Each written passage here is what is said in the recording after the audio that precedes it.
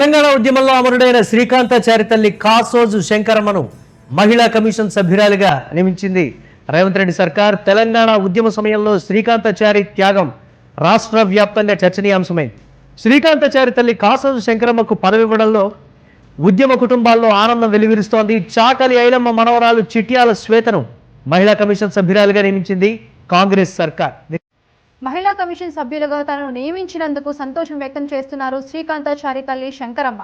తెలంగాణ రాష్ట్రం కోసం ప్రాణత్యాగం చేసిన అమరవీరుడు శ్రీకాంతాచారి అన్నారు. ఆయన చనిపోయి 16 ఏళ్లవుతుందని కాంగ్రెస్ ప్రభుత్వం తమ కుటుంబాన్ని గుర్తించిందన్నారు. తనను మహిళా కమిషన్ సభ్యులుగా నియమించినందుకు ముఖ్యమంత్రి రేవంత్ రెడ్డికి ప్రత్యేక ధన్యవాదాలు తెలిపారు. మహిళా పక్షాన అండగా నిలబడి మహిళలకు న్యాయం చేస్తానన్నారు శంకరమ్మ. ఈరోజు తెలంగాణ రాష్ట్ర ముఖ్యమంత్రి గారికి రేవంత్ రెడ్డి గారికి నా హృదయపూర్వక నమస్కారాలు, కృతజ్ఞతలు తెలియజేస్తున్నా. ఎందుకంటే శ్రీకాంతాచారి 2009లో చనిపోయి 16 సంవత్సరాలు అవుతుంది.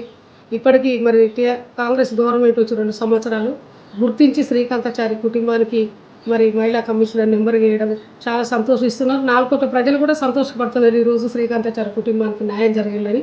మరి అదేవిధంగా నా మీద నమ్మకంతో నాకు ఈ బాధ్యత ఉపజెప్పిన ముఖ్యమంత్రి గారికి మరి నేను ప్రజలకు మహిళలకు న్యాయం చేస్తానని కోరుకుంటున్నాను.